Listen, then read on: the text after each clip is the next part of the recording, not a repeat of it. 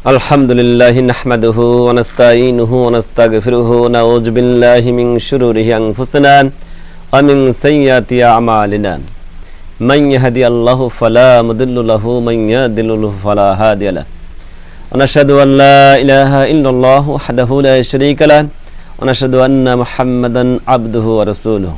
আলহামদুলিল্লাহ, যাবতীয় প্রশংসা সেই মহান রব্বুল আলামিনের দরবারে, যিনি আমাদের সুস্থ রেখেছেন।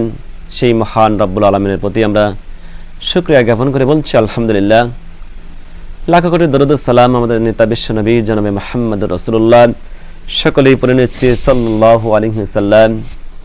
উপস্থিত মোহতারাম হাজিরিন, যে যেখানে আছেন, যে প্রান্তে আছেন, আপনারা জানেন যে আমি অনেকদিন আপনাদের মাঝে আসিনি এবং কোনো বিষয় নিয়ে কথা বলা হয়নি। বিভিন্ন রাজনৈতিক ব্যাপারে এবং কোটা সংস্কার আন্দোলনে, বৈষম্য ছাত্র দল যে আন্দোলনে সরকার পতন হয়েছে, আপনারা জানেন, অবগত আছেন যে মানুষের যেই রাজনৈতিক এবং অন্তর্বর্তী সরকার এসেছেন ডক্টর ইউনূস, এই বিষয়ে মানুষ সামনের দিকে তাকিয়ে আছে। কে কোন সময় ক্ষমতার চেয়ারে বসবে সেদিকেই মানুষ লক্ষ্য করছে বা সেই দিকেই মানুষ মনোযোগ দিচ্ছে। কোরআন ও হাদিসের আলোকে আসলে মানুষ কিছুদিনের জন্য হলেও কোরআন ও হাদিস থেকে মানুষ একটু মনোযোগ সরিয়ে নিয়েছে। কেননা সামনে জাতীয় সংসদ নির্বাচনে কে ক্ষমতার চেয়ার দখল করে সেই অপেক্ষায়, সেই নির্বাচনের অপেক্ষায় মানুষ সেই রাজনীতি বা সেই নিউজগুলো বারবার দেখার জন্য তারা আগ্রহ উঠে পড়েছে।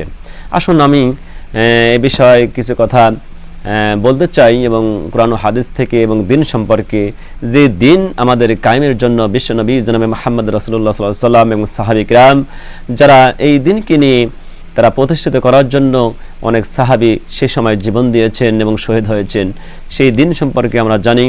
আমরা জানতে চাই কোরআন ও কারিম থেকে আসলে আমাদের দিন আল্লাহ রাব্বুল আলামিন কোন দিনকে আল্লাহ তাআলা প্রাধান্য দিয়েছেন। হিন্দু, বৌদ্ধ, খ্রিস্টান, ইহুদি, নাসারা অনেক ধর্মের মানুষ রয়েছে, তার মধ্যে এই ইসলাম ধর্ম মানুষ রব্বুল আলামিন তার পবিত্র কালামের ভিতরে বলেছেন ইন্নাদ দীনা ইনদাল্লাহিল ইসলাম, অর্থাৎ আমার নিকটে সবচাইতে মনোনীত ধর্ম হলো আল ইসলাম। এটা আল্লাহ তাআলা ঘোষণা করেছেন তার পবিত্র কালামের ভিতরে। এটা আল্লাহ রাব্বুল আলামিন তার ঘোষণা, পৃথিবীর কোনো মানুষের বানানো কোনো ঘটনা নয় বা মতভেদ নয়। আল্লাহ রাব্বুল আলামিনের কাছে সর্বোচ্চ দিন ইসলাম হলো মনোনীত ধর্ম। এই ব্যাপারে সূরাতুল আল ইমরানের 85 নম্বর আয়াতে আল্লাহ তাআলা উল্লেখ করেছেন ওয়ামান ইয়াবতাগি গায়রুল ইসলাম দীনান ফালা ইয়াকবালা মিনহু ওয়া হুয়া ফিল আখিরাতি মিনাল খাসিরিন, অর্থাৎ এই ইসলাম ব্যতীত দিন ছাড়া, ধর্ম ছাড়া পৃথিবীতে যতগুলো ধর্মাবলী রয়েছে, যতগুলো ধর্ম যারা পালন করেছে, তারা আখিরাতে দিনে ক্ষতিগ্রস্ত মানুষের ভিতরে অন্তর্ভুক্ত হয়ে যাবে। বলুন নাউজুবিল্লাহ। আল্লাহ রাব্বুল আলামিন যেহেতু বলেছেন যে ইসলাম ব্যতীত যারা অন্য ধর্মে বা অন্য দিনকে কবুল করবে, কিয়ামতের ময়দানে তারা ক্ষতিগ্রস্ত মানুষের ভিতরে তারা অন্তর্ভুক্ত হয়ে থাকবে, তাহলে বোঝা গেল আল্লাহ রাব্বুল আলামিন পৃথিবীতে যত ধর্ম রয়েছে সেই সমস্ত ধর্ম ক্ষতিগ্রস্ত বা সেই ধর্মকে আল্লাহ রাব্বুল আলামিন গ্রহণ করবেন না, একমাত্র দিন ইসলাম ছাড়া। এবং দিন ইসলাম আল্লাহ রাব্বুল আলামিনের কাছে মনোনীত ধর্ম, এটাই আল্লাহ তাআলা প্রমাণ করেছেন। তো এই দিন ইসলাম কি মানতে গিয়ে যারা জীবন দেয় বা শহীদ হয় তাদের প্রাধান্য কেমন আর আমাদের প্রাধান্য কেমন, আমরা কি করছি দিনের ব্যাপারে, সে বিষয়ে কথা বলি। আসুন, আমরা কালেমা যারা পড়েছি আমরা জানি যে আমরা মুসলিম। কালেমা যারা পড়েছি আমরা মুসলিম হিসাবে দাবি করি বা আমরা মুসলমান হিসাবে দাবি করি। আসলে কালেমার হক রয়েছে। কালেমার হক হলো তিনটা। আমরা মুখে যা প্রথমে উচ্চারণ করি লা ইলাহা ইল্লাল্লাহু মুহাম্মাদুর রাসূলুল্লাহ সাল্লাল্লাহু আলাইহি ওয়াসাল্লাম, এটা আমরা মুখে উচ্চারণ করা বা মুখে বলা, এটা প্রথম হক। যিনি কালেমা পড়লো তার ভিতরে ঈমান পয়দা হলো এবং এই কালেমা যখনই পড়ার সঙ্গে সঙ্গে তার নামাজ, রোজা, হজ, যাকাত, বিভিন্ন শরিয়াত আহকাম রয়েছে, সমস্ত কিছু এই কালেমার ভিতরে রয়েছে। যারা মেনে নিয়েছে, যারা আমল করেছে, এটা হলো কালেমার দ্বিতীয় নম্বর হক। কালেমা মুখে উচ্চারণ করা, অন্তরে বিশ্বাস করা এবং মেনে নেওয়া এবং আমল করা, এটা হলো দ্বিতীয় হক। আর তৃতীয় নম্বর হক হলো, সেটা হলো এই কালেমার দাওয়াতকে প্রসারিত করা, মানুষের দ্বারে দ্বারে, মানুষের বাড়ি বাড়ি, মানুষের নিকটে সেটাকে পৌঁছে দেওয়া। এই কালেমা পড়ার পরে নামাজ, রোজা, হজ, যাকাত ইসলামের শরিয়াতে যা হুকুম রয়েছে, যা নিষেধ রয়েছে, সেগুলোকে মানুষের দ্বারা দ্বারে নিকটে পৌঁছে দেওয়ার নামই হলো কালেমা। 3 নম্বর হক রয়েছে। এই হককে যারা প্রাধান্য দিয়ে যারা সেই কাজগুলো করছে, আল্লাহ রাব্বুল আলামিন তাদের উপরেই পরীক্ষা এবং তাদের উপরে বালা মুসিবত দিয়ে আল্লাহ রাব্বুল আলামিন পরীক্ষা করে থাকেন।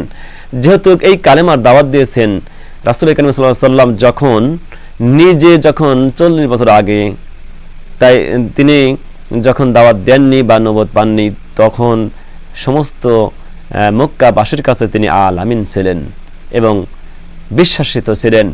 সেই 40 বছর যখন নবুয়ত পার করলেন এবং 40 বছর যখন আল্লাহ রাসূল কারীম সাল্লাল্লাহু আলাইহি ওয়াসাল্লাম হওয়ার পরে নবুয়ত আল্লাহ দিলেন, তখন এই কালেমা দাওয়াত দিতে গিয়েই বিশ্বনবী জনাবে মুহাম্মদ রাসূলুল্লাহ সাল্লাল্লাহু আলাইহি ওয়াসাল্লামের কাছে এবং বা সে নির্যাতিত নিপীড়িত হয়েছে। ঠিক তেমনি সাহাবী থেকে শুরু করে এ যাবৎ পর্যন্ত যারা এই কালেমার দাওয়াত মুছে দিচ্ছে প্রতিটি মানুষের নিকটে, তখন এই বালা মুসিবত, কোনো না কোনো বিপদ তাদের উপরে নেমে এসেছে। প্রিয় মুহতারাম হাজিরিন, এই কালেমার দাওয়াত বা 3 নম্বর যেই স্থান হক রয়েছে, সেটা আমাদের সমস্ত মানুষদেরকেই করণীয়, যারা ইসলামের পথে যারা আমরা আছি।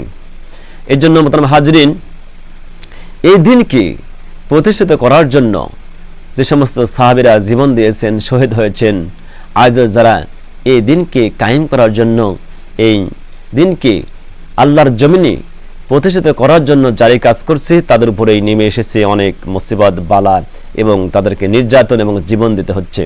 অবগত আছেন যে দীর্ঘ 16 বছর আলেম উলামা এবং বিশিষ্ট ইসলামী স্কলার যারা বাংলাদেশে কোরআন হাদিসের কথা সঠিকভাবে বলতে পারেনি, যদি বলতে গিয়েছেন তবু তাদেরকে অপরাধ করে জেলে বন্দি অথবা তাদেরকে জালসা বন্ধ, কারো আবার দেশান্তর করে দেশের বাইরে পাঠিয়ে দেওয়া হয়েছিল বা হয়েছে।